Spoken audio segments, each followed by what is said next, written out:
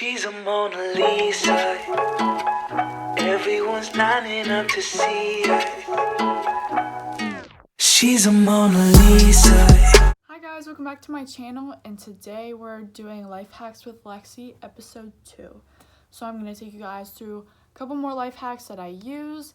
I can link the products that I talk about down below for you guys, and let's get into the life hacks.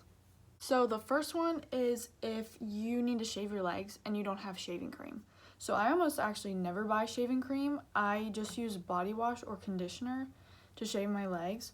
More so body wash, so I'm going to talk about that more. So this is the body wash that I use most times. It's just Suave Cocoa Butter and Shea scent. And I just use it like you would shaving cream. I just put some all over my legs and then shave it. It works the same way. It's probably cheaper to do that. Because I use one product 2 ways, it saves room in my shower. So the next life hack is to talk about nail polish. So I like to save money on doing my nails, so I buy really cheap nail polish, and then it comes off super fast. It chips super fast, and you have to redo them all the time. So what I've actually learned is if you buy super cheap colored nail polish, so like the actual color that's on your nails, and then for your top coat, if you buy something a little bit more expensive or a better brand, it actually helps to keep the cheap on longer. I mean, it's still, within a week it's still chipped and you probably have to redo it, but it saves it from happening in the first 2 or 3 days. So the color I actually have on my nails right now is LA Colors 517. I don't know if you can see it. And it's actually from the dollar store. That's where I get most of my colored nail polish. And then I do 2 or 3 coats of this depending on how light the color is and how dark I actually want it to be on my nails. And then on top, I use the Hard as Nails Extreme Wear from Sally Hansen. So Sally Hansen is a pretty good nail polish brand, and I really feel like when I put this as a top coat on my nails, it helps to keep it on a lot longer, and it adds a little bit more of a shine, because if you find a lot of the cheap polishes, you can also tell that they're cheap just because they don't have like that glossy look on them. They're not necessarily a matte polish, but they just don't look professional, and it helps if you put this on because it adds that little bit of a glossy look. So the next thing is for chargers. So when you have a phone charger, computer charger, camera, whatever, it helps to store them in a way that you know what the charger is. So how I store my chargers is I kind of wrap them up and I take a hair tie or a rubber band around them, so that way it stays together and it doesn't get stuck with all my other chargers. So once you've done that, you can take one of these bread tabs. So like when you buy rolls or bread or whatever and these like twisty things come on them, if you save them once you're done with the bread, you can actually keep this and take a Sharpie and write whatever kind of charger this is. So this is for my phone, so I'd write phone on it, and then you just hook it onto your charger, and then you know what the charger goes to. So the hair ties to save it from getting all tangled with other chargers, and then this is so you can label it and actually know what it's for, and I found it to be really helpful.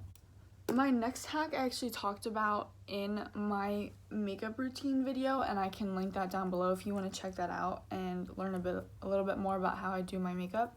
One of them is to put on your setting spray before you do your mascara.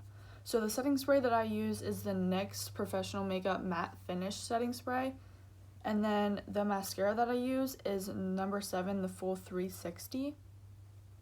Both products that I really love, but I say to put your setting spray on before you do your mascara, because I feel like whenever I take my makeup off at night and I've put my setting spray on after my mascara, then my mascara is really hard to get off and then it irritates my eyes.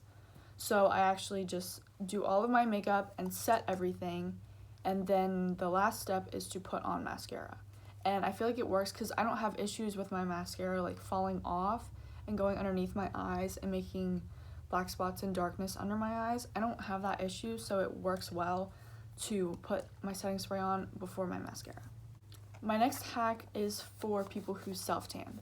I have been self-tanning for probably about the last year or so, and I'm still not very good at it. I'm still learning, but I was watching videos on like tips to self-tan, and then I wanted to try them out and see if any of them really helped me to do better at that. So I found Julia and Hunter, who I love their channel. I can link the video down below. Julia self-tans all the time, and she's really, really good at it. It looks really natural on her skin, and I can link her self-tanning hacks video below. But in her video, I stole one of her hacks, and it's actually to use like medical gloves to put on your self-tanner rather than like the mitts that you can buy. So it's just like a regular old glove that you would use, I guess, in like a hospital or food service, just regular old gloves. So I got the ones from Target. You want to make sure you get powder-free ones, because if you put them on with powder, then your tan is going to look weird, obviously. So I got the powder-free vinyl gloves from Target, and it comes with 50 gloves, and it's lasted me a while because I only self-tan once, maybe every 2 weeks. So these work really well, and it's a lot easier to put on your self-tan because it's like putting on lotion rather than the mitt where it all soaks in, and it's a lot harder to control because the mitt is kind of too big for your hand normally. So these work really well, and then it's easy cleanup because you can just dispose of the gloves when you're done and get a new pair when you do it next time. So my last life hack is for storing your scrunchies. So I've seen this all over TikTok. I've seen a bunch of other people doing it, but it's to get a paper towel holder, and I got mine from the dollar store, and to store your scrunchies on it. So you can just stack them up like this and sit this wherever you can sit it. I keep mine in my closet just for easy storage, but then you can also see like where your scrunchies are. I used to have mine in a bin, just shoved in a bin, and then I'd have to dig through and dig through and dig through to find what scrunchie I wanted. But now you have the ability to see them all, and you can just, even if you want the one on the bottom, you don't have to move all the other ones. You can just pull it up over top, and then when you're done, stick it back on. Easy enough. And if you want, you can take a nail, put it into your wall, and then you can actually hook this part onto the wall, and it will hang out from your wall. I just didn't do that. It was just easier to just sit it down and keep it in my closet. But it's a lot easier to store your scrunchies this way and to be able to see which one you want without having to dig through them all.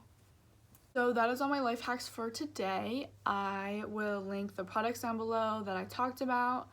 I can link my last life hack video if you want to check that out, as well as my makeup routine if you want to learn a little bit more about that.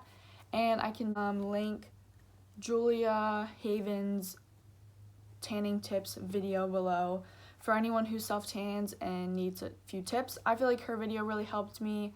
I'm still learning, still getting better with it, but I feel like it definitely helped make progress to help my self-tan not look so orange and so streaky and everything.